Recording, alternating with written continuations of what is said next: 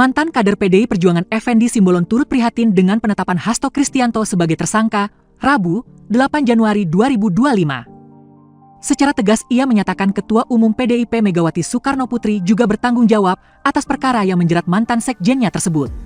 Pasalnya apa yang menimpa Hasto saat ini merupakan petaka besar bagi partai berlogo Kepala Banteng Moncong Putih itu dengan posisi yang cukup sentral. Saat disinggung soal bentuk pertanggungjawaban yang dimaksud, Effendi menyatakan Megawati sebagai Ketua Umum PDIP sejatinya mundur dari jabatan. Menurut dia, persoalan yang menimpa Hasto Kristianto merupakan permasalahan hukum yang serius. Tak hanya itu, menurut Effendi, saat ini sudah saatnya PDIP melakukan pembaharuan posisi strategis di pucuk pimpinan yang tidak hanya mengganti sosok sekretaris jenderal. Apalagi kata mantan anggota Komisi I DPR RI 2019 hingga 2024 itu, perkara yang menjerat Hasto merupakan hal yang fatal.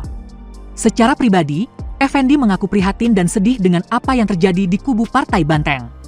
Effendi mengatakan, apa yang tengah dialami oleh PDIP ini merupakan suatu petaka yang besar. Pasalnya, selama dirinya menghuni sebagai kader di partai pimpinan Megawati Soekarnoputri tersebut, tidak pernah ada perkara yang melibatkan sosok dengan jabatan tinggi. Saat disinggung soal sempat mangkirnya Hasto dari panggilan KPK sebagai tersangka, Effendi berharap untuk Sekjen DPP PDIP itu bisa menghormati proses hukum nantinya. Dirinya lantas menyinggung soal posisi Hasto yang menurut dia tidak memiliki kekuasaan apapun di negara Indonesia. Hasto Kristianto sebelumnya telah ditetapkan sebagai tersangka dalam 2 kasus yang melibatkan mantan calon legislatif PDIP, Harun Masiku. Kasus pertama adalah dugaan suap terkait penetapan pergantian antar waktu, PAW, anggota DPR periode 2019-2024. Kasus kedua adalah dugaan perintangan penyidikan atau obstruction of justice yang dilakukan Hasto dalam penanganan kasus Harun Masiku. Hasto sebagai tersangka juga. Gimana ya? Nggak ada tanggapan. Terus prihatin aja. Apakah minta buat Pak Hasto mengikuti apa yang menjadi permintaan dari KPK atau gimana? Ya itu kan dengan sendirinya. Turut prihatin.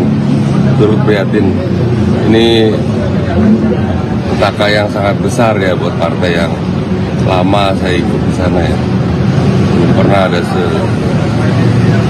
setinggi ini posisi. Langkah partai ke depan gimana? Ya, sebagaimana yang biasa dilakukan, saya nggak tahu ya Bu Mega gimana. Tapi prihatin kita.